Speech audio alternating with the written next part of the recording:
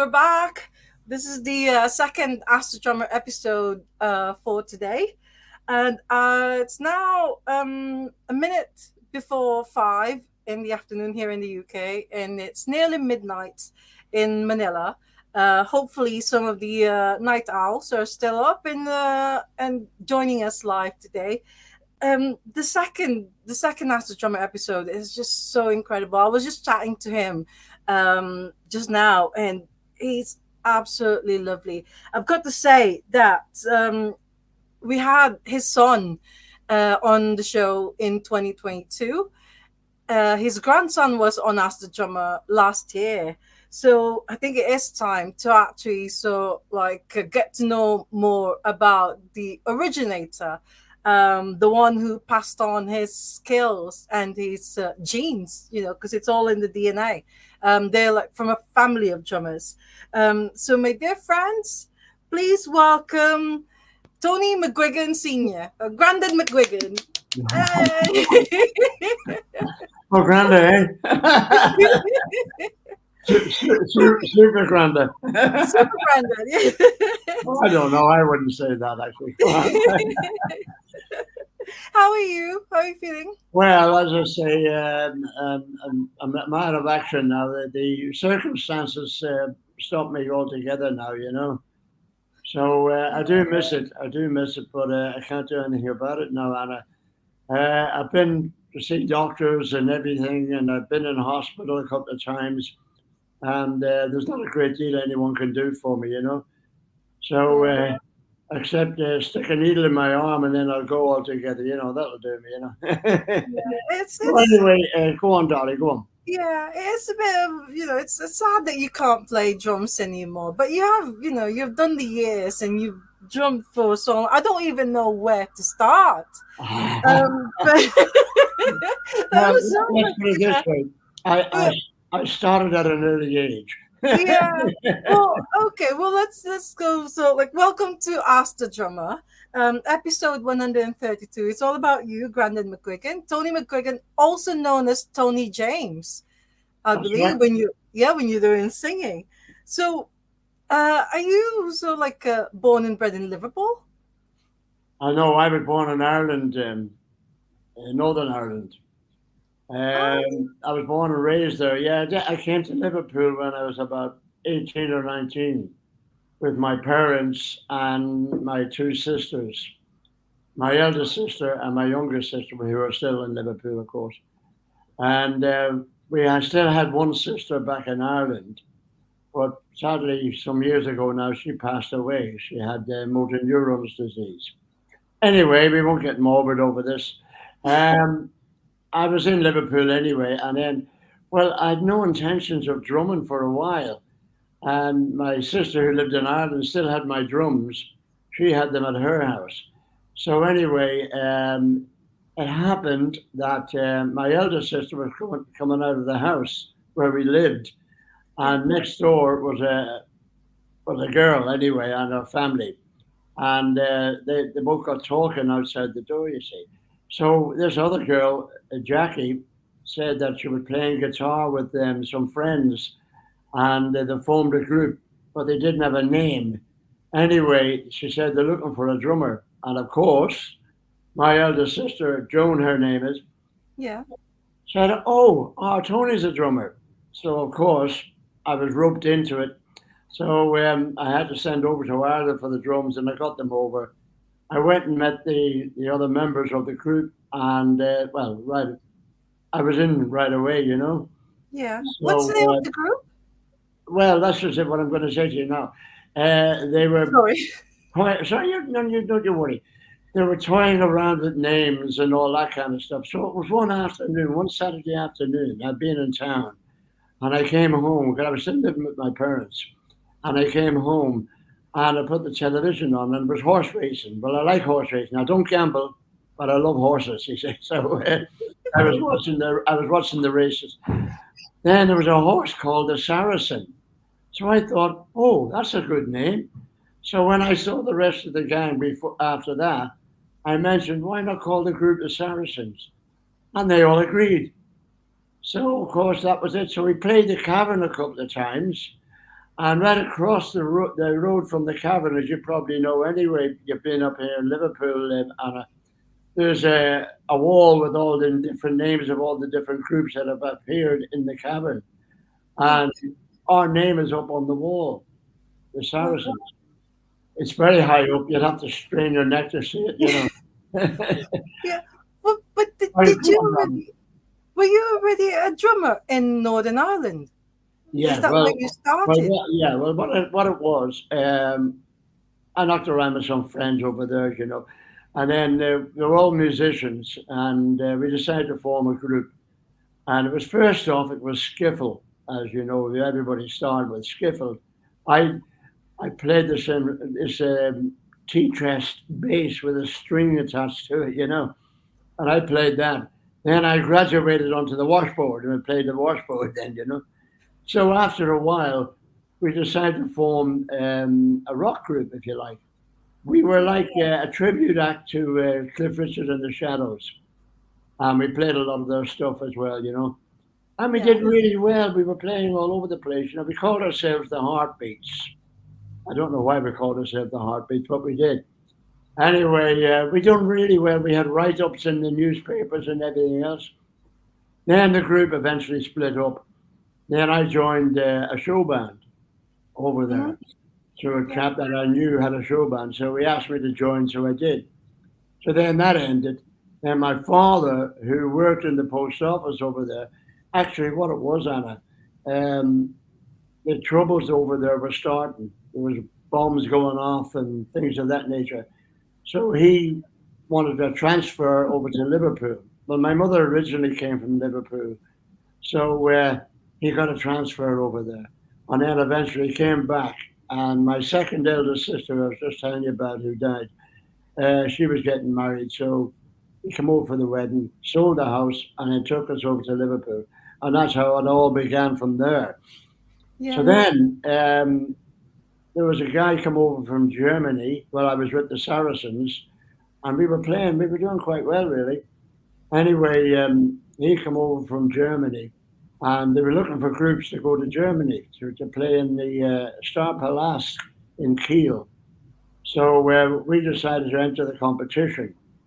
Anyway, we never got it, but there was another group on there from Birkenhead called the Prowlers, and their drummer was way too young to go to Germany to play To there. join. Yeah. Yeah. So I was approached by this guy who came from Germany, and he said, "Would I be willing to leave the Saracens and join this group and go to Germany with them?" Well, I thought, well, yeah, I'll take the opportunity. So I told the group, I'm leaving and I'm going off to Germany, which I did. So we spent about 2 months over there. Yeah. But what had Yeah. happened while I was over there, they found a loophole that their own drummer could play over there. So I sometimes was at a loose end.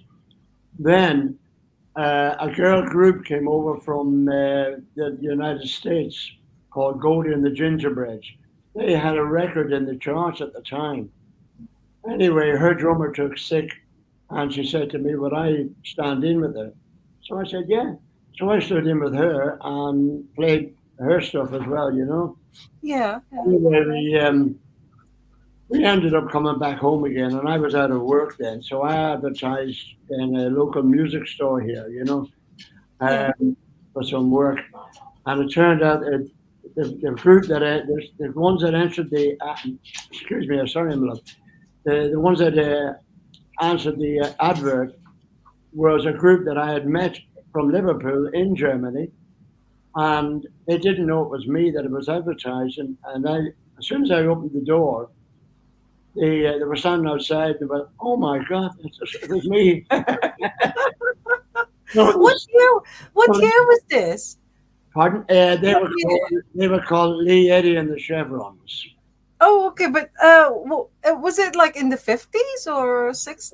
60s, around the 60s, darling. Yeah, but Yeah. before that, with Carl Terry, who I'm with, well, I'm almost with at the moment. Yeah. Um, we're good, we're the best of friends. I met him around 1964. and I was with a group him. I was group with him. Sorry about that. I was in a group with him around about that period, you know. Then we parted company, and the group split up, and the group was called the Chi Chi's. And then I left and went off to. Well, I joined up with this other group, Lied and the Chevrons. Then, Yeah. when that group split up, the guitarist said to me, "Why not come down to London? Well, let's go down to London and see what we can do down there, you know." So I said, "Okay." So we went off to London, and we ended up working on the building site. Oh, That's what we call in show business. Well, anyway, we were looking in the local musical paper, and yeah. he said to me, he said, "Oh, they're auditioning in Soho in London, and they want a guitar player and a drummer to back a singer called Good Johnny Halliday." I hadn't a clue who Johnny Halliday was, but I wasn't caring about that anyway. So Okay. off we took ourselves down to the Marquee Club. It was in Soho. Anyway, I had a bit of a, I mean, I've got a little bit of a beard now, but I had a bit of a more of it there coming down. Oh, Anyway, when it, he auditioned and he never got it. Then it was between me and another drummer, and Johnny Holliday's manager was there. You see, so I more or less had the job. And he walked up, but I was a little bit cocky then, you see, Anna. You know, I was a bit, you know, oh, I am who I am, you know, that kind of thing. Anyway, he come up to me and he said to me, he said, "Would you be willing to shave your beard off?" But of course, what I said was, "It depends what it's worth." And I never got the job. oh God. That one. Then I came off stage, and to be honest with you, I'm playing all these rhythms and everything else, not knowing the titles of them, because I'm self-taught anyway, you see. So anyway, when I come off stage, there was a guy there Yeah. introduced himself as Phil Woods, and he said to me, "Oh," he said, he said, "I like your paradiddles and all this." And I thought in my head, "What's a paradiddle?" I didn't even know what a paradiddle was. So what he said was, he said, "Come with me." So he took me out of the marquee, took me down the road, took me into another building. And when I walked in, it was a huge recording studio with all the equipment hanging up. And I'd never seen one like this before, you know. So as Yeah. we were walking through, there was a kit of drums set up. And he said to me, "That's where I want you." I said, "Oh." So he took me up into the sound room and he showed me all the controls and whatever. He said, "You're going to be backing Dusty Springfield and a lot of the big names in the business." Now Wow. I don't read music, Anna, you know, so but it is. Then the penny dropped, and I thought, hang on, they're going to walk in, throw me a sheet of music, and it might as well be Russian for all I know, anyway. So I had to come clean. I said to him, "Listen, Mister Woods," I said, I don't read." That was the second job gone within the space of a few minutes. So anyway, one thing led to another, darling. I came back home. We Yeah. came home. It was on a Wednesday, and myself, my who is now my wife now, but we were just courting together. You know, we were going out for. It was on a Wednesday evening, and we were going out for a drink to the local pub. But this guitar player who I was with in London came running down our street, and he said to me, he said, "There's an Irish show band in Mallorca." And he said, "They're looking for a drummer." And he gave me a phone number. He said, "If you're interested, phone this number." Yeah. So we went into the pub. I got a drink in. And I said to my wife, I said, well, I said, my girlfriend then, I said, "I'll go and make this phone call." And we had to do it from a telephone box. Yeah. Yeah. Yeah. You know, there was no mobile phones No back mobile phones, then. right? Yeah. So anyway, I made the phone call and I got hold of a guy down in London in Camden Town. Anyway, he asked me all about my experiences and everything else and who I've been with and what I've done. And then he said, "Have you got a passport?" Which I did because I'd been to Germany. Yeah. He said, "Okay," he said, "you fit the bill." So I said, "Okay." I said, "Well, when do you want me?" He said, "Friday." I'd only just come home from London. So I went back into the pub and I said to her, I said, "I'm away on Friday." And off I went. back down to London, going to his house. He told me all about the band that were out there, and I always wore a suit. I never went anywhere without a suit on. Anyway, he took me to the airport that night, and he put me on a plane. And I'd never been in a plane in my life. So that night the plane took off, and I was sitting by the window, and I looked out the window, and all I saw was the lights of London below me. I went, "Oh my God, what have I done here?" You know. Anyway, we landed in Palma, Yeah. and I come off the plane, and the heat hit me. But I hung around the airport for hours, and nobody seemed to turn up to pick me up. So I went out to a taxi driver, and I tried to make myself as understood as best I could anyway. And at the time, I mean, I do speak Spanish now more than I did then. Anyway, he got the gist of what I was talking about. So I jumped in his cab, and it was dark. That was in the early morning. It was dark, Yeah. and he drove me. I don't know how many miles we went, but he drove me anyway. And when we all of a sudden it was like sun shining. I thought I was in heaven, paradise. Honestly, there was palm trees. Fish were jumping in the water, in the sea. Oh my goodness. And I was like this, in this suit that I had on me. And people were walking around in their shorts and, Shorts. Yeah. Yeah. Yeah. oh, what? Anyway, the group, the band was working in a big hotel called the Hotel Formentor. And it was over the other side of a mountain. So he drove me over there to find out where the band was staying. And they were staying in the town or the village, whatever you want to call it, with Yeah. a couple, a Mallorquin couple. So he took me back down there again, and it cost me everything I had, to get to where I did. Anyway, it turned out, on a long story, I'll try and make this as short as I can anyway. Um, there was three brothers in the band. One played trumpet, one played trombone, and the youngest, Michael, who was 21 years of age, was the drummer. And he'd Yeah. been out in a speedboat, and apparently another speedboat come along, hit the one that he was in, and the bow went up and cut his head open. Anyway, they got him on shore, and eventually they rushed him to a hospital in Palma, and he was in a coma. So when they were going in to see him, I asked if I would go along, so I did. So Hmm. anyway, I was on wages. I was on £15 a week. That's what I was on. So Yeah. anyway, I went in to see him, and one thing or another. His mother was there. She wasn't too happy about me being there, but what can you do? Anyway, eventually Michael died, Oh and no. they took him back to Ireland to bury him. So there was me, the lead singer, and another chap from Mexico, and another chap from France, and they had a boat, and we all went out in this boat. Are you okay for time? Oh yeah. Yeah. No, it's not Anyway, for we me. all went, we all went out. Sorry, babe. We No. all No. went out.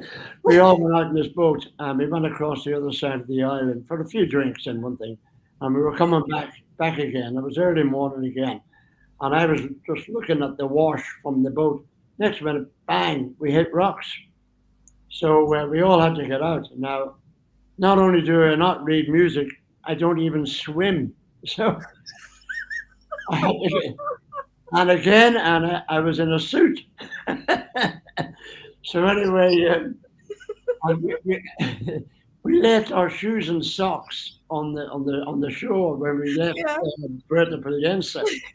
So anyway, I stood on a sea urchin, and the spines went up into my heel, but the water was creeping up and up and up towards my neck. And I can't, as I say, I couldn't swim, so they had to throw a rope out for me and pull me into the boat. So we headed back to where we came from. Oh man, it was an experience, I'll tell you. Oh my.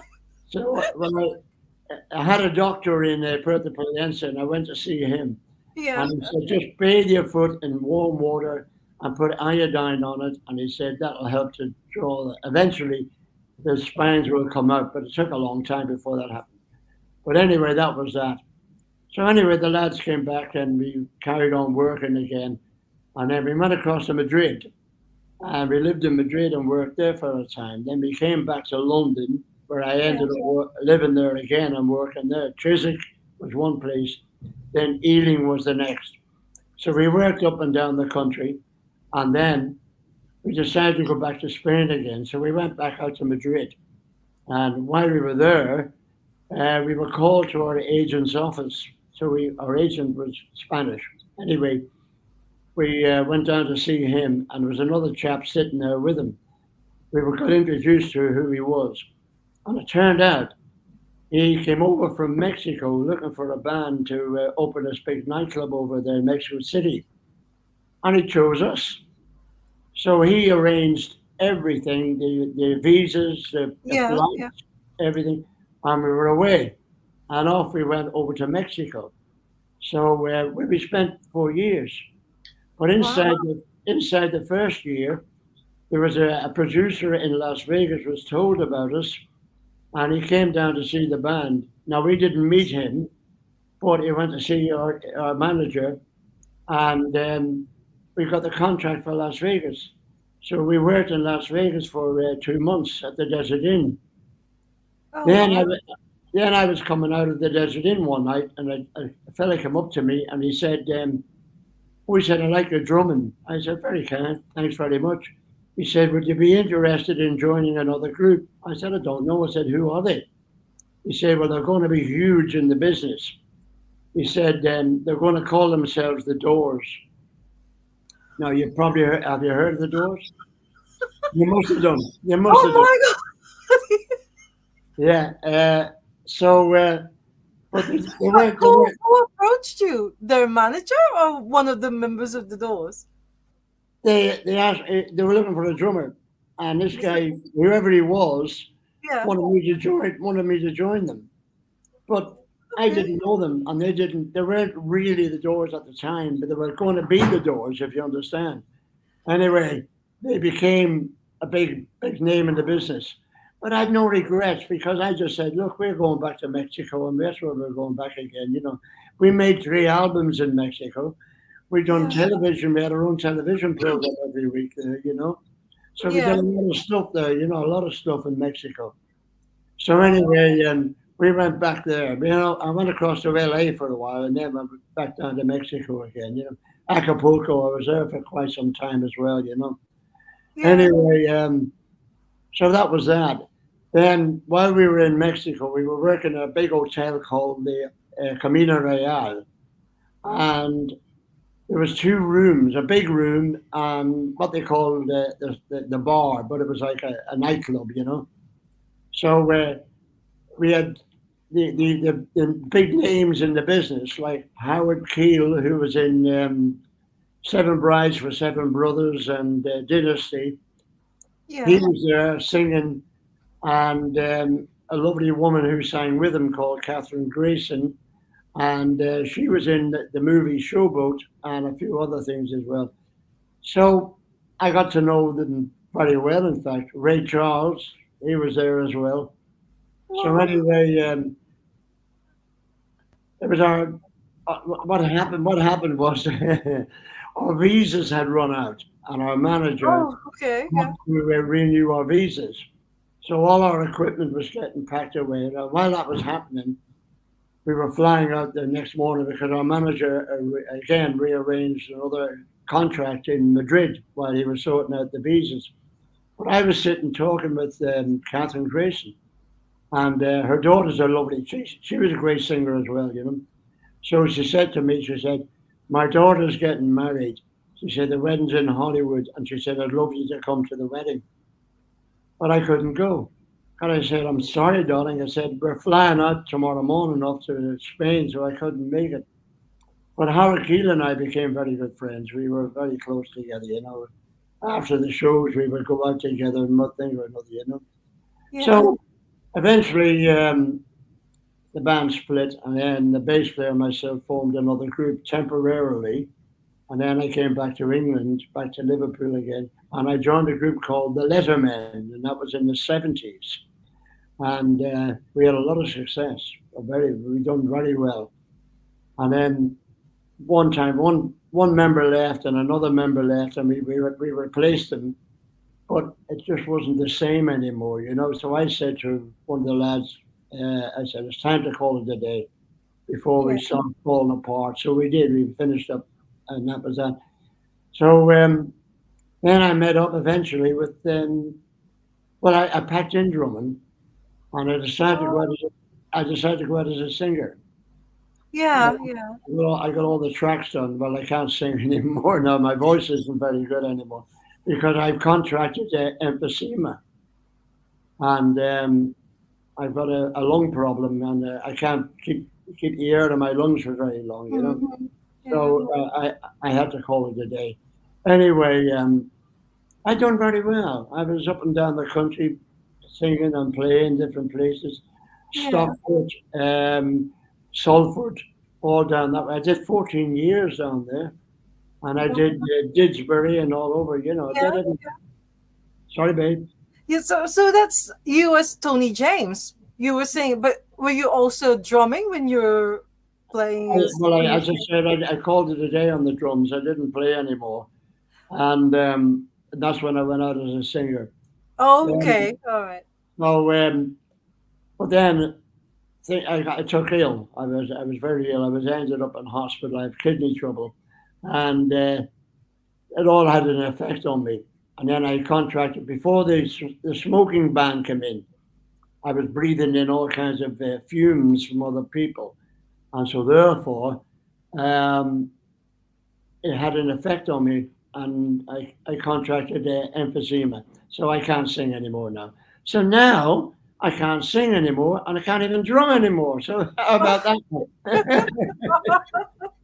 No, but So, are you the first sort of like member of the family who's into drums, or what about your dad? Was he? well, there's a lot of musical in the family. Yeah, a lot of musicians in the family. Yeah. One of my cousins, well, two of my cousins were bass players, and really, one played the double bass, no, the big one. Excuse me. And my other cousin played the bass guitar, and they were in bands and all that kind of thing. Then, well, there isn't anyone really. Oh, yes, probably on my mother's side because Yeah. Yeah. I think there's we had some drummers in the family there, you know, in her side Yeah. of the family, you know. So I Yeah. think it was there. So I think I've inherited from that end. So I started life on a tin can, drumming on a tin can, on drumming at the table with knives and forks and God knows what else, you know. Oh. So then I met my friends, and then, as I say, we formed the group. Then, you know, and Yeah. Yeah. we did Yeah. well. So We did very well. But our lead singer left, and then we didn't have well. What was left in the group, we carried on for a while, and yeah. we were good mates anyway. We are best of friends anyway, you know. Yeah. So, but then eventually it ended. And then when my father took us over to Liverpool, that was it. Then, you know. So Yeah. one of my one of my friends, there, our lead singer, he lives in Wales. He's been down there for must be about 40 years now or more, you know. And the lead guitarist that we had, he's still back in Ireland, and so is the other guitarist. He's still in Ireland as well. And now, what had happened? After all the years that had gone by, we haven't seen one another or contacted one another. And all of a sudden, we got in touch with one another. So I was talking to our lead guitarist at the time, as I said, Yeah. and I suggested that maybe we should get back together again for a one performance somewhere and raise money for a charity or something like that, you know. So anyway, everyone was agreed. So he arranged over in Ireland. He arranged the venue. He arranged the drums for me. He had arranged everything else. I booked the flight. Or my other friend who lives in Wales had booked his flight as well, Yeah. and I was due to stay in an hotel in the town. Well, it's now a city apparently. It was a small town when I lived in it. Anyway, uh, I was booked in at an hotel there as well, you know. So then he rang me up. Mickey, his name is, and he rang me up from Ireland, and he said I can't do it. I said why? He said his daughter-in-law was very ill, dying of cancer, and he said I'm going to have to, scrap the idea. Well, I said fair enough. So I had to cancel the flight. Then he went for a test, and they found out that he had cancer as well. So the whole thing just fell apart, darling. So we had cancelled the flights and all that kind of thing. So yeah, we've never met. So we haven't been in touch very much at the moment. So I've been wanting to do that. Well, yeah. I've made about four, I think it's 4 or 5 CDs I've recorded, and one of my best ones is it's the one I called Summer Wind. I wanted to do like a more of a ballady kind of album. Yeah, It's turned out really well. Turned out fantastic. I did that a few years ago. My voice was good then, but it ain't now.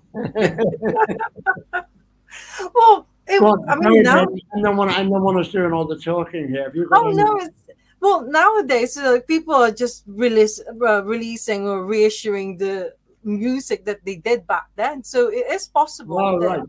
yeah, it is possible that your music as Tony James Oh, can yeah. be so like reissued or released. Well, Yeah. um, how can I put it? It didn't get released. It escaped. It's I read that, but it did. Yeah. Anyway, I used to sell them. I used to sell them at the shows I did. And I sold quite a few. I made it. I did a foot, and I was asked to do an Irish one with all yeah. predominantly Irish songs on it, so which I did. But I used to play the Irish drum called the buran. Oh yeah, yeah, Yeah, I used to yeah. play that on stage as well.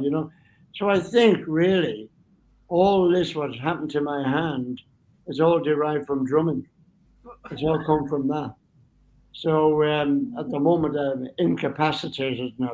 So Oh I think it's all come from that because what I used to do was yeah. with the buran, um, I used to play along with the music from the Lord of the Dance, and Oh yeah, yeah. you know the one I'm talking That's about. really fast. That's a Yeah, really fast that like bit drumming. really goes, doesn't it? Yeah, and Yeah, that's what I used to do. Start dead slow and then build up and build up and build up, and that was it. Yeah.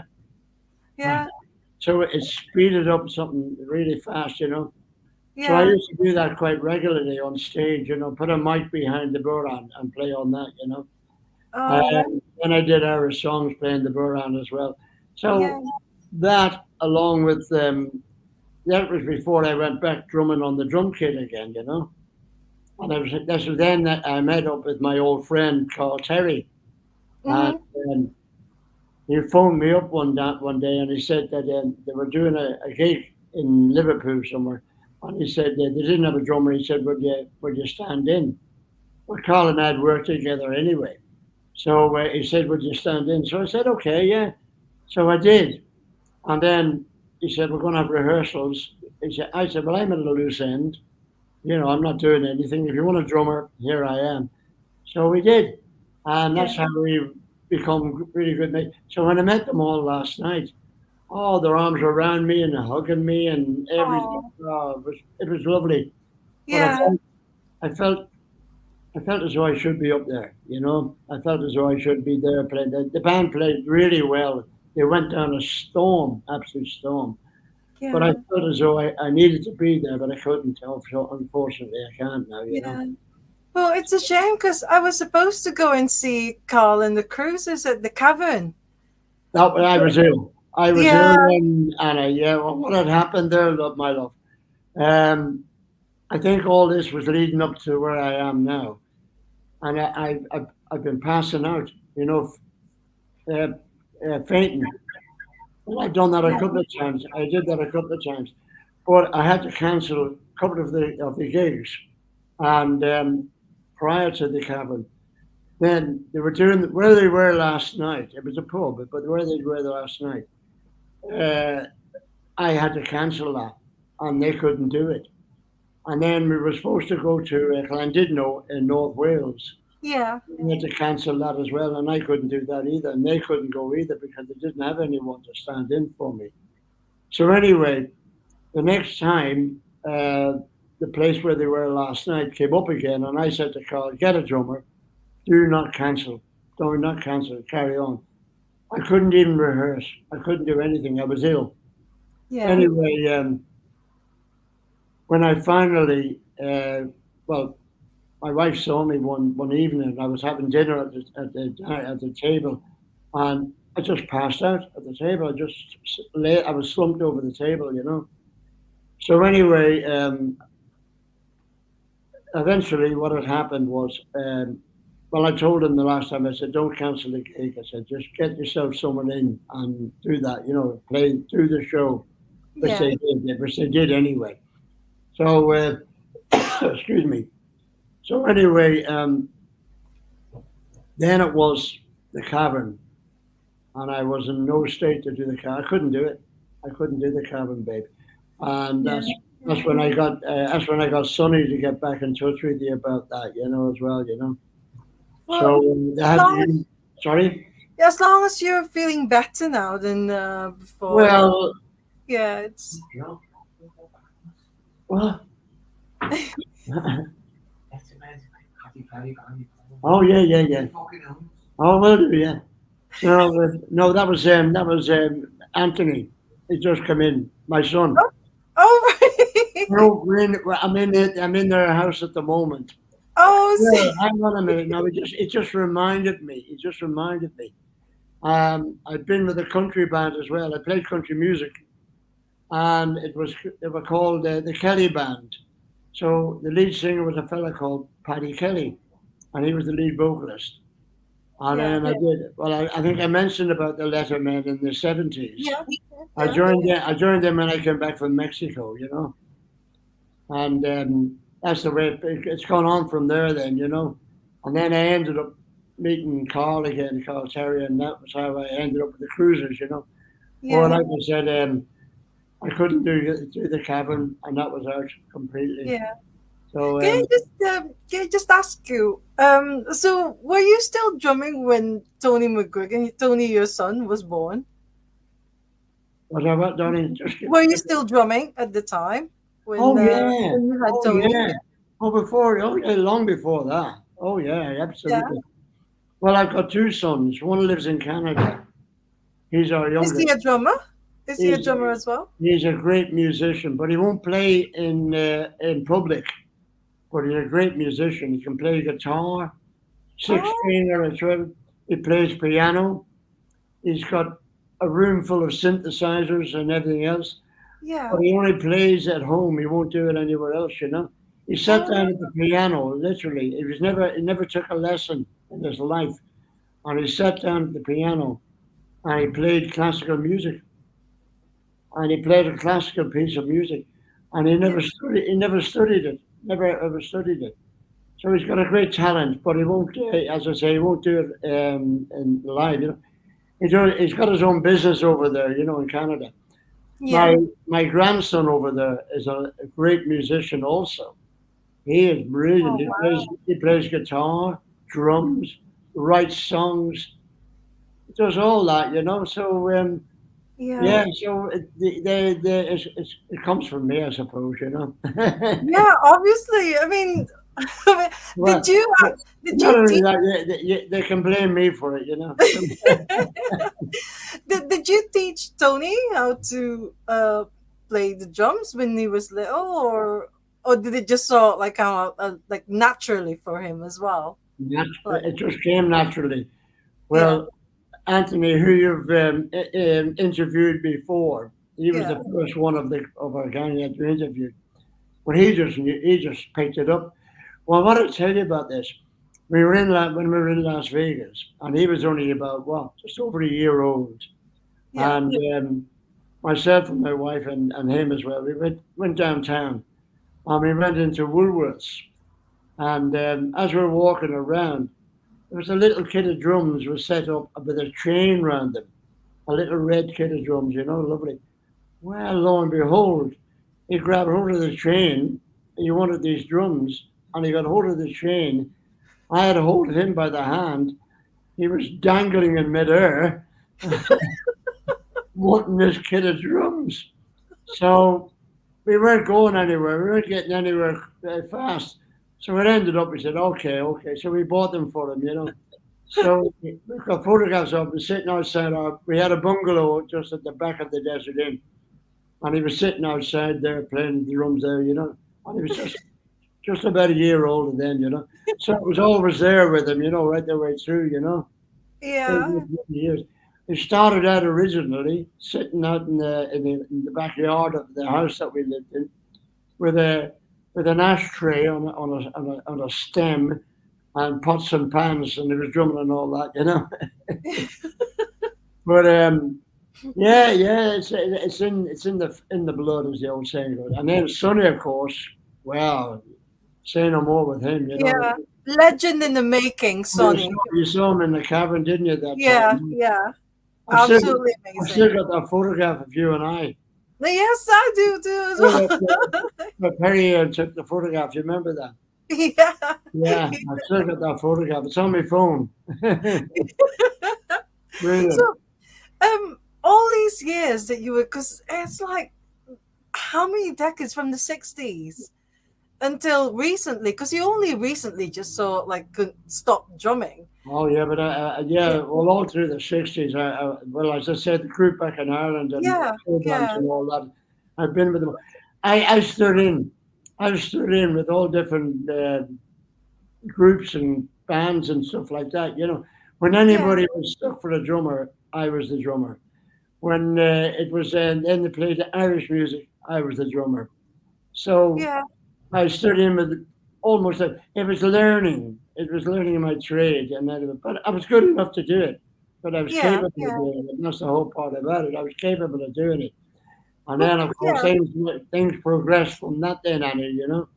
yeah. And Can then I with, just ask you? Can I just ask you about because you're in Liverpool, and of course the Beatles were like the biggest band in the whole world. oh yeah, yeah. In the, I don't know did how, but you there you go. did you did you have like any sort like dealings, or did you sort well, of get to know them, or well, I didn't. They had already made it, and the big when I came over here, came over to England in 1963. That's when we come across. Now the oh Beatles had already established, were well established, and of course they moved down to London then, you know. So I never met them at all, you know, or nothing like that, you know, or yeah, any of the other bands. I remember coming out of the Empire Theatre in Liverpool. I was down there one night, and there was a big crowd outside the Empire. mm-hmm. And all of a sudden, I saw this group run out, but it wasn't the Beatles; it was the Rolling Stones. So the crowd were waiting for them to come out. They've been playing in the Empire, you know. Yeah, But yeah, I did a performance at Wembley one year. Because a friend of mine was in the country music business, and his drummer got into a bit of trouble, and he asked me about. He was doing this big country festival down there, at Wembley, yeah, yeah, and he asked me if I would stand in. And I said, "Yeah, I'll come down with you." Cause we were friends anyway, you know. So I went down with him to London. The BBC cameras were there as well, you know. So I rehearsed with him in one of the rooms that were off the stadium, and then we went on stage, and I did his performance for him, you know. yeah, So his drummer was in hospital. Apparently, got oh, himself into a bit of lumber, bit of trouble. Anyway, he was in hospital. yeah, So this lead singer, Kenny Johnson, his name was. Sadly, he's passed away as well. But anyway, um, he was starting a tour, and the first performance was in the Odeon in Hammersmith. And I oh, thought, oh, this is going to be good. I'll get the tour now, you know, with him, you know. Then he was working his way up the country, and he was going to be doing the Empire in Liverpool, which I've always wanted to play on, you know. So lo and behold, his drummer came out of hospital and said to me, I want my job back. I said, you swang you. I said, you should have stayed a bit longer. As you gather, I was very sympathetic. I was very sympathetic towards him. They said, no. I said, get back in. I said, get back in there again, for goodness sake.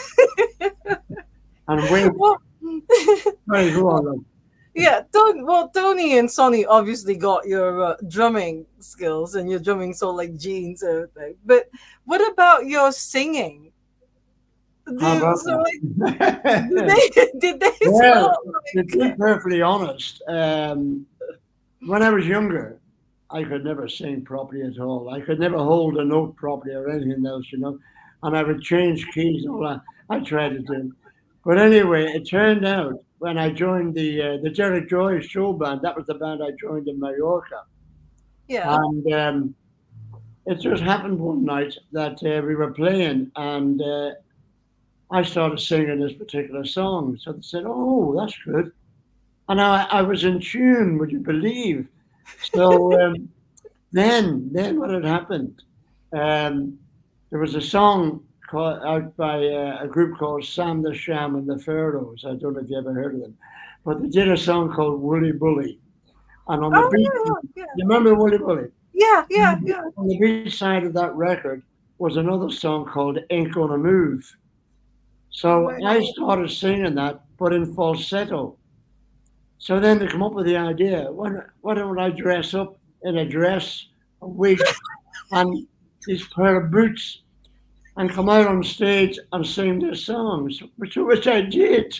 I was game for listen, I was game for anything. So I did that. And I used to sing it in falsetto. Anyway, ain't gonna move. So I did that. But this old dress on me and a pair of boots on me and this wig, wherever it come from. So anyway, I did that. And I did it all through in Madrid when we went across to Madrid. And then we did it in Manchester. Yeah. And there was a group at the time riding very high in the charts called Freddie and the Dreamers. Oh yeah, yes, You know that.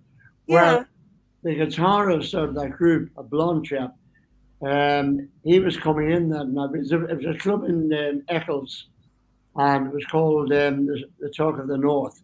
Anyway, the guy that owned the club had said that he was coming in with his family to watch the show. So, of course, what I used to do was I used to go into the audience, get someone out of the audience, a man, if you like, get him up on stage and do a dance routine with him, that kind of thing. So, so he'd come in with his family and he was sitting not far from the stage. So I came off the stage and I went straight for him, you see. And I asked him to get up on the stage. Well, his answer was, I would not repeat his answer to be perfect. Yeah, yeah. It began with the letter F. So I coaxed him. I said, "Listen, people know who you are. The what?" And I got the same answer again. Anyway, eventually he agreed, and he got up on the stage with me, and he did the dance with me and all that kind of thing. That was fine. So when we went to Las Vegas, now the stage was behind the bar. The bar went round, and the stage was behind the bar. So I come off the stage onto the bar and danced around the bar with these pair of boots on me. yeah. And there was a guy sitting at the bar. Now he must have had a bad day at the tables or whatever. So I wanted to get him up, and believe it or not, his answer was the same as the other fellows, only in an American accent. Well, the more I tried to get him up, the more he, well, swore at me. I gave up. I gave up and went back up on stage again. So, Yeah. how long did you do this? How long did you do Wow, I this did. for? I Like did it for. after? I don't know. It must have been a good year. I did it. I did it in Mexico as well. And then what I used to do as well was we used to do one of the Beatles numbers called a honey pie. You might have heard that Okay. one. Anyway, what I did, I had a top hat and a cane, and what I used to do was I made up this dance routine with a hat and cane, and I sang the song "Honey Pie," and Yeah. used to dance across the stage. I've got a photograph of myself doing that on my phone actually, and I used to dance across the stage, and I made this dance routine up. I just conjured it up out of my mind, and I just did it across the stage, Yeah. and and then I had sideburns as well, big long sideburns. I looked like something out of a Charles Dickinson thing.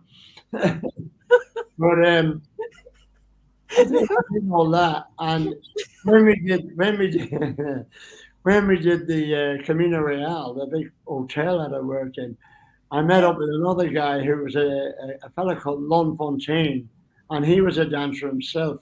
He was a choreographer, and the night I did the performance, he happened to be at the back of the club where we worked in the hotel. And when we come off stage, he was in the dressing room. I mean, he came into the dressing room and he said to me, Tony, he said, that was brilliant. I said, what was brilliant? He said, that dancing. I said, where were you? He said, I was at the back watching you. I said, oh my goodness. So he thought it was good. So there you go.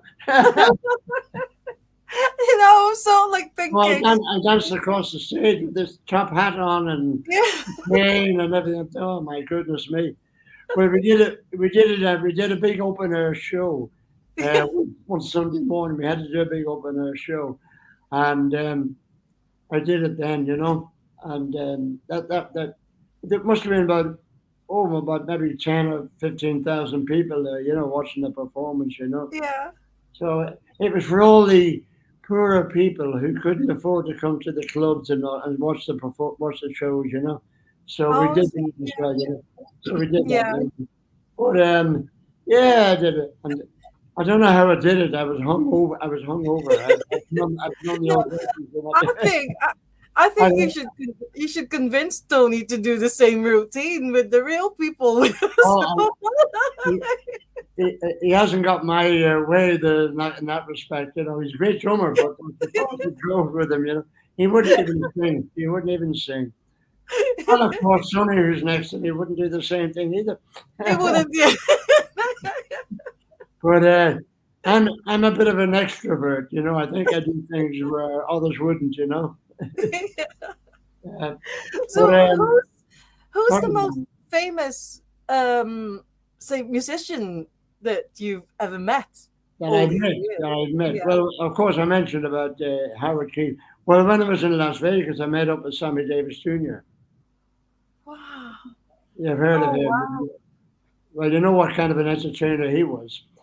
Well, it was in the Sands Hotel, and Frank Sinatra was there. He should have done the show, but he cried sick. He said he had a dry throat. But I know I found out the reasons why after that, why he couldn't do it.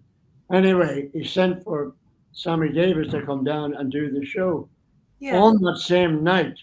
Buddy Rich was on the same and what a drummer!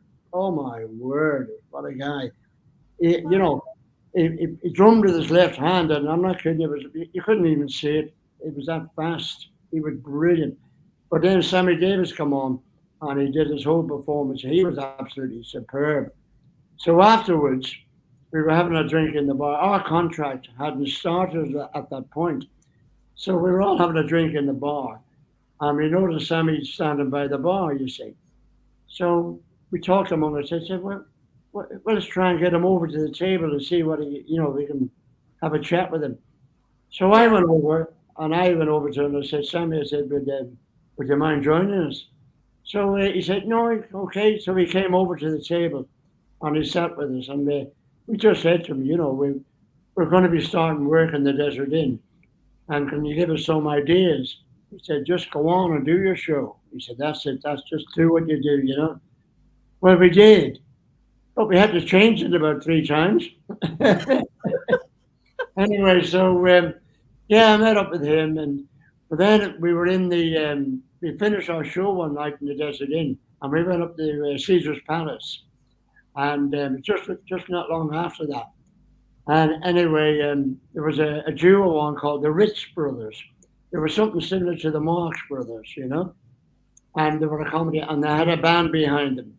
Anyway, they made a remark about having a dry throat in Las Vegas, and they said, "Well, we don't suffer with dry throats," meaning Sinatra cried sick because of it and said that was the reason why he couldn't perform. Next minute, there was a big commotion at the back of the room. We were in the front rows, Yeah. and there was a big commotion at the back of the room. And who was it? Only Frank Sinatra and his bodyguards. And he came down the room, and Frankie Avalon, who was a great singer in his day, was Yeah. with him. And he tried to pull him off the stage, and Frank Sinatra hit him booted him with his shoe and chased him off. Anyway, he got on the stage, and he said to the pianist, he said, "Start playing." He said, "If you can't use your fingers, use your knuckles." And then he went into the song "You're Nobody Till Somebody Loves You," and he sang that. He sang another number at the. He'd been on the booze as well, you know. So when he came off the stage, my goodness, he fell off. He rolled down off the steps, and that was it. Well, that was the same night. He went back to the Sands Hotel. He was involved in the mafia. I mean, he denied it, but he was. Anyway, um, he went back to the Sands Hotel, had a big row with one of the guys out of the mafia, and got a trolley or whatever it was in the hotel and smashed it through glass doors. And that's what had happened that night. That he told Sammy Davis to come down and do the show, you know. Oh wow. And So, you've seen all this. You're so like oh yeah, powerful. Yeah, yeah. things happen, don't they, you know? But it's all down to experience, and it is experience, you know. And You've sadly, had amazing experiences. well, when I used to go drinking with Howard Keeley, he was a big fella. He was tall, you know. And he said to me, he said, "I'm paying alimony to my fifth wife." And I said, "Five wives, for goodness sake." I said, "What is it?" He said, "Do you like wedding cake?" So, yeah. So then we used to go drinking together, you know. And he said, when I get drunk, he said, "I get mean." I said, "Well, don't get mean with me, mate." I said, "My goodness."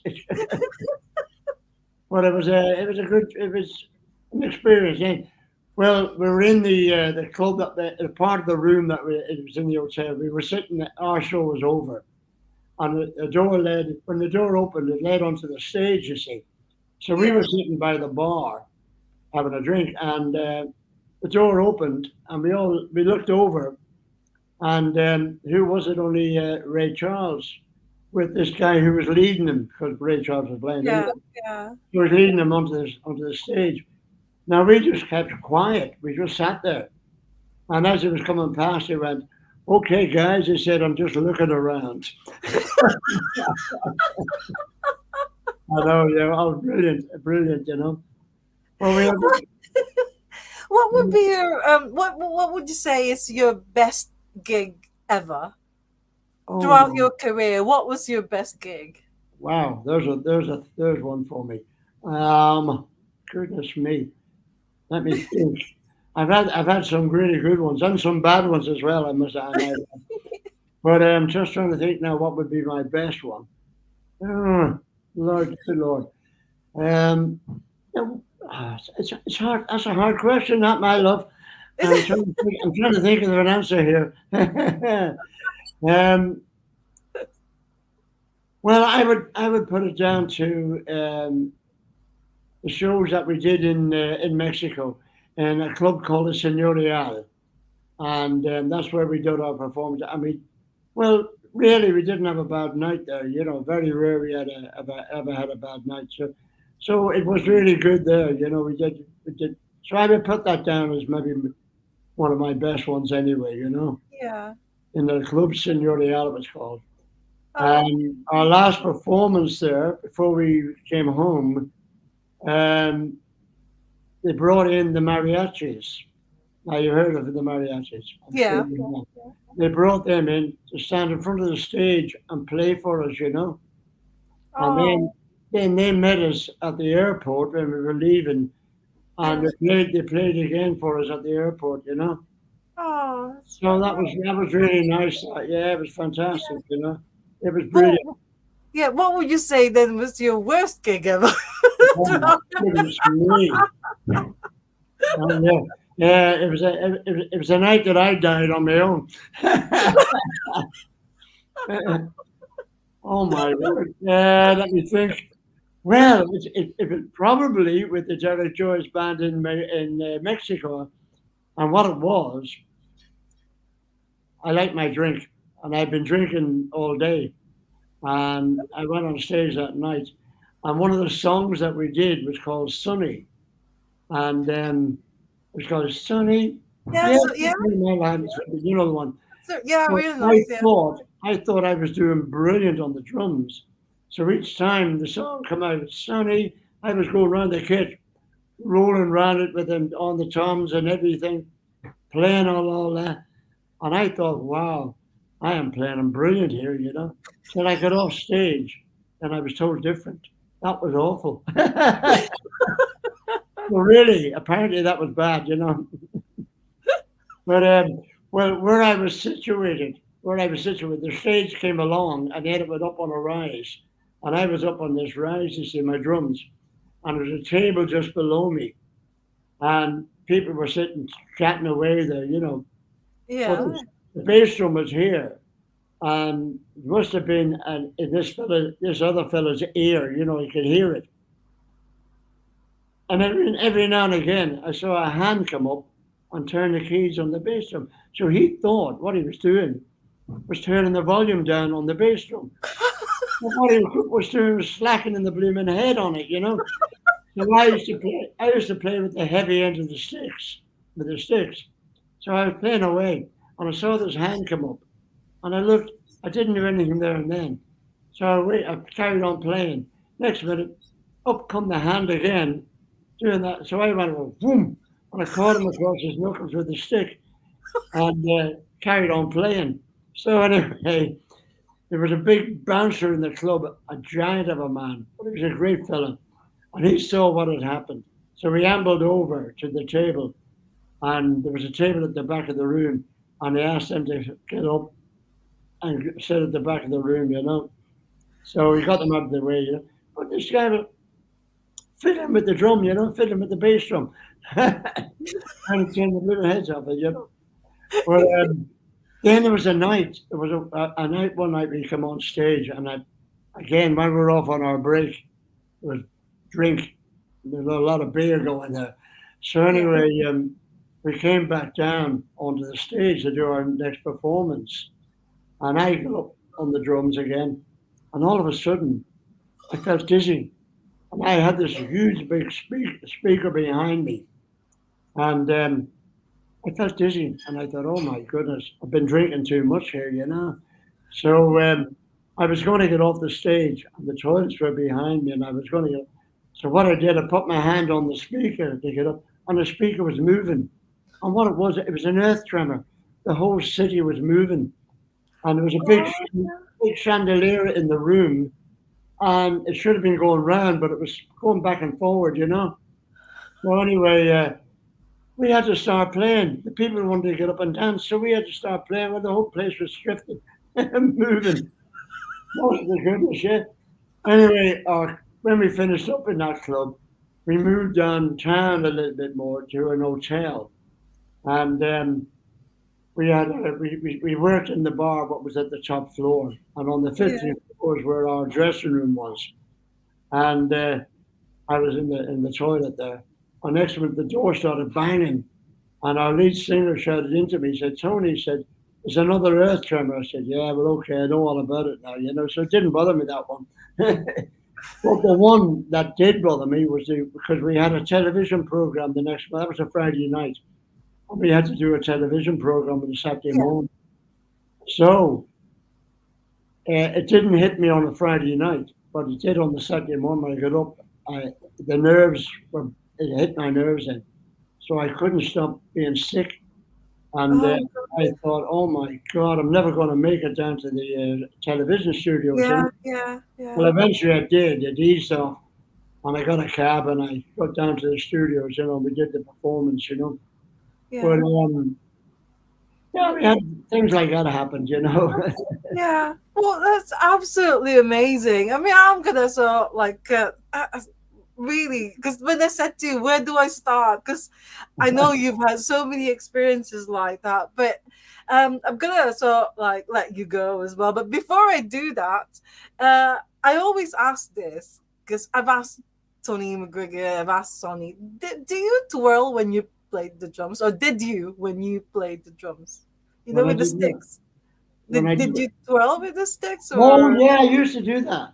Yeah, you I do? used to do that. Yeah, I used to twirl the stick. Yeah, Yeah. right down my finger. I can't do it now. Obviously, being fat. Oh But yeah, yeah, I yeah. used to do that. Yeah. And Oh that's yeah. part of your drumming.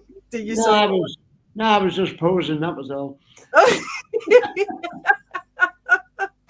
I was a right poser. I would look at the audience and go, "Hey, look what I can do."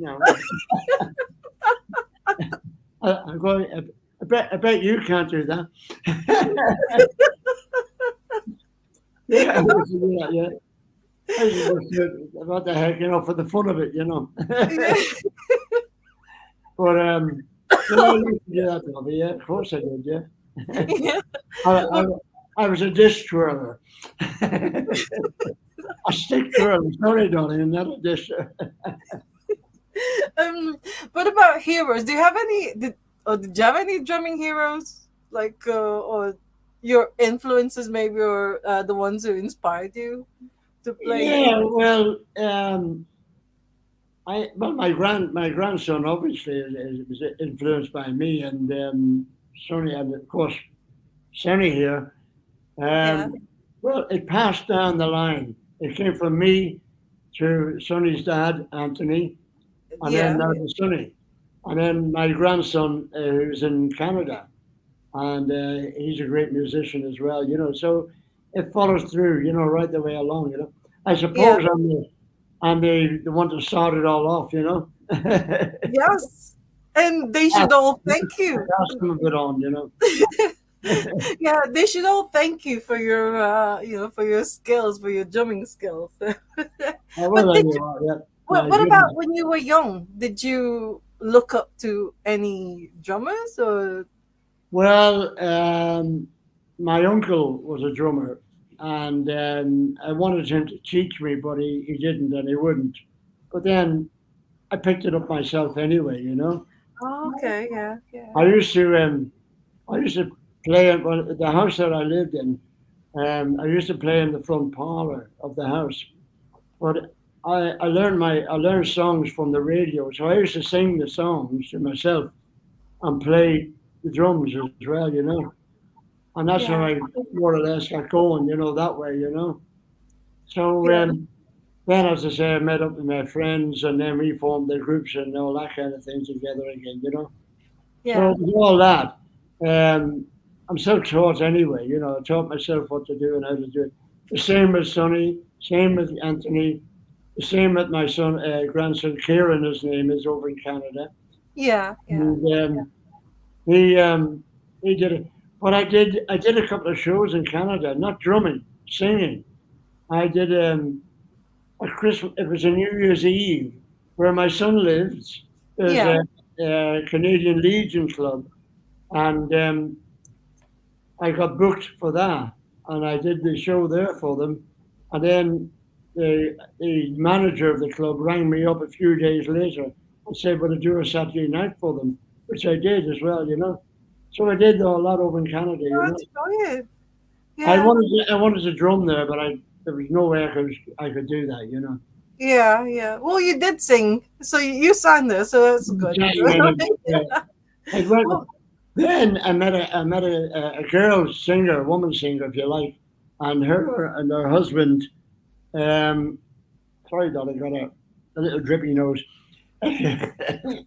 Anyway, she did impressions of all different artists, and she came to the club, and she yeah. knew all about my singing, and she wanted me to get up and do a song. And I said, no, I'm not doing it. Anyway, eventually she talked me into it. So I got up on the night that she was on, and she took a break and introduced me, and I got up on the stage then. So I mentioned to everybody that I'd been there before and I'd done a couple of shows before that. It was Blue Suede Shoes that I did. They wanted me to do. So I done that. Yeah. And when I come off stage, oh, it went down a storm. I absolutely loved it. And when I come off stage, she asked me if I'd do another one. I said, no, that'll do. One's enough. Thank you very much. But by that time, my voice wasn't that good anyway, but everyone else thought it was. They wouldn't know whether it was or not. So Yeah. it went down really well. Of course, yeah, it went down well, you know. So Yeah. I succeeded again. Apart from Sonny, Okay. what apart from Sonny, your grandson, what do you think of today's drummers? Have you seen a lot of like current Oh, bands or oh yeah, oh yeah, oh no, there's some really good drummers around. There's just some yeah, brilliant ones. Yeah, absolutely. You know. yeah, Well, I'm sitting next to one now, and that's yeah, Sonny. And yeah, then his dad comes up with it, and well, you know, I don't do too bad myself when I was drumming, you know. But yeah, I've seen some really good ones, you know. So, yeah, yeah. well, my main influence was a guy called. I love jazz. I love jazz. I absolutely love jazz. Anyway, the Dave Brubeck Quartet. You probably have heard Oh them. yeah, yeah, Yeah, yes. you have. Yeah. Well, I've been very highly influenced by Joe Morello. He was the drummer, and he was Oh, absolutely fantastic. Well, my drum. I've got five drums in the kit. He only had four, but what he could do, it was absolutely amazing. He was fantastic. So that was my big influence. Yeah, Joe yeah, Morello. But sorry, Bill, come on. You're yeah. going to ask me Well, another question then. well, I'm actually gonna You're ask you fine. my final question for you for today is did you give advice to Tony and Sonny Well, about drumming, or what would be your advice to aspiring well, all drummers? I said was just because it just well before Sonny started playing with the groups and all that. In his house here, upstairs in the attic, he had the drums set up, and I used to go up there and listen to him quite regularly. In fact, I played there on his kit once or twice myself, you know. But he had it all, and there was no real need for me to give him any advice or anything like that because he just played it, and he was at well, still is brilliant. He's sitting here drinking. No, not alcohol. No, it's good coffee. But anyway, no, there wasn't a great deal I could do. Even with Anthony, you know, his dad, Yeah, he had it all as well. He had it all there, and there's not much I could tell him or anything else. You know, they just got it. They just had it as simple as that. You know, I think well, it's like it is taken after me in a way because I had it from the word go. No one showed me anything. No one told me what to do or how to do it, and I just did it. yeah, And that is the situation now with Carl Terry on the Cruisers because of the other drummer. And he sat next to me last night at the table, and I was putting him through some of the routines that, you see, the songs that we do are old songs, but hmm, our own arrangements to them, you know? And so I had to try and tell him what way to play certain songs, you know what I mean? But he'll pick it up as he goes along, you know what I mean? yeah, And he was getting there last night and someone, but not enough. And I had to tell him sometimes when you had a break in the song, stop. I had to tell him to make it a clean break. Don't be playing anything in the break. Stop, and then come back in again when the song starts again. You know, and build it yeah, up and all that. So there's all a lot of stuff to do. Really is, you know. yeah, yeah. You know, I Well, don't want him to try and be like me or anything like that. I'm just showing him how to fit in with the band, you know. So yeah. I think he'll be okay. He'll have another. Well, when they rehearse again, I'll come down to the rehearsals, and I'll see what he's doing, and I can help him out. He's okay. He's a good listener. He will listen and he will take advice. So Yeah. I'll give him some advice. Then you know what to do. You know. Well, I think you'll be the best person to ask this. Do you think being a drummer, it's got to be in you instead of Oh so yeah. Oh yeah. It's yeah, very difficult to. Yeah, it's hard to teach someone. You can. Don't get me wrong. But if it's not there, you can't put it there. You know, they've got to have yeah, it in themselves, and then to teach them, you can elaborate on what they already know. You can listen to the way they play, and then elaborate on that, yeah, and then give them some advice on that. But it's got to be there. You can't really put it there. If they've never played, if they were not musically minded, then you can't do it. yeah, You've got to be yeah. musically minded. That's true. Yeah, I Yeah, they've totally got to have agree. that in them, to be able to do it. Yeah. And they have to be thankful to you that you got it and you passed it on to them. So Well, yeah, yeah, it's like telling someone what to do. If they're not musically minded, they won't do it and can't they do it. will, yeah, that's It's true. hard, and they can't pick it up, and they can't take it. You know what I mean? They've got to show that they can at least do something, at Yeah. least, and then it goes on from that. It builds Yeah. up from that. Then. But Well, they haven't got the music. They haven't got anything. As simple as that. yeah. Well, thank you. Thank you so much for Well, agreeing to you do know Ask what? the It's Drummer. been an absolute pleasure talking to you, I and just I promise, I won't bore you anymore. no, I just feel like I feel a bit sad that I didn't even get the chance to see you play live because I was gonna go and see you, but then I now know, unfortunately, it's with my hand the way it is, I'm out of action. I yeah, may be able to get an operation on this. I don't know. It's the yeah, tendons. It's the tendons in my arm, in the back of my hand, and the pain has travelled up my arm.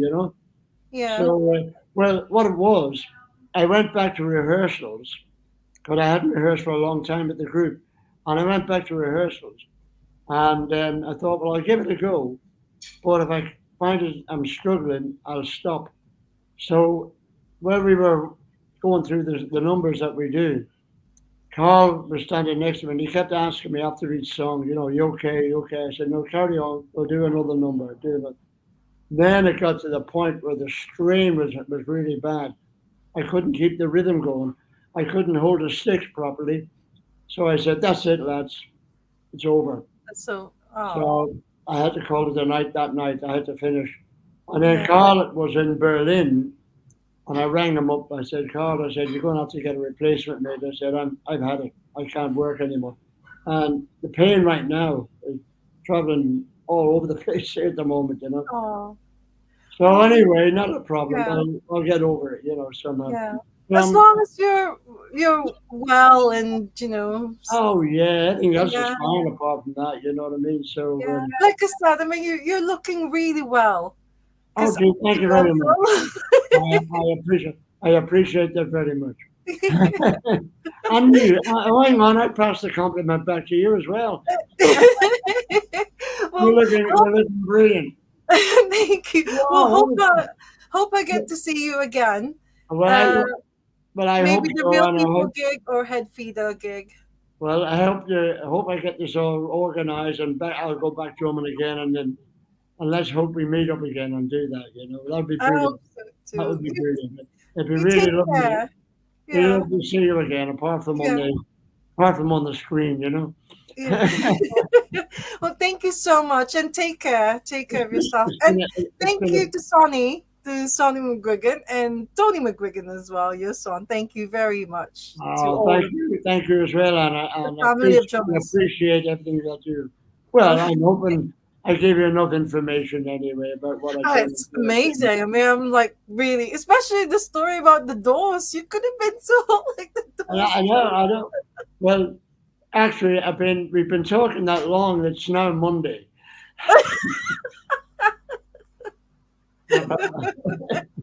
Oh, brilliant. Thank you so much. We'll see you. We'll see you, Grandad. You have a good evening and look after Yeah, yourself. yeah. Enjoy the rest of the Sunday. All right, my darling. Thank you very Bye. much. Bye, Bye, Grandad. babe. Thank Bye, you. hon. Yeah, No, bye. I do it with the bad hands. There it Oh, is. thank you. See you, Bye. babe. You take care. Love you. Look after Thank yourself. you. Bye. Oh my god, that was absolutely amazing. Thank you so much, Grandad McGuigan. He's the best. I mean, it's like no wonder he's got all these amazing drummers, like Tony McGuigan or Anthony and Sonny McGuigan as well. I'm really looking forward to like I hope Tony McGuigan will do that act that his dad did, because that would be brilliant. So like incorporate that to the real people's like gig, or even Sonny as well doing it at the head feeder gig. But anyways, thank you so much for joining us live, and thank you very much, Grandad McGuigan, for all your amazing stories. I mean, so of course, some of the bands that I didn't know because it's like for 60s, 70s, and everything. But yeah, thank you all so much, and please, please, please take care, and really hope that I'll get to see him again soon, even when he's not playing, just so like maybe at the gig with his grandson or his son. But anyways, thank you all so much, and as always, love music, love life, love drummers. They're absolutely amazing. I love Brendan McGuigan. He's the best. So yeah, hopefully you'll be back next week for another episode of Ask the Drummer, and do keep an eye out for the guest announcement post. But for now, enjoy the rest of the weekend once again, and see you all again soon. Bye for now. Bye.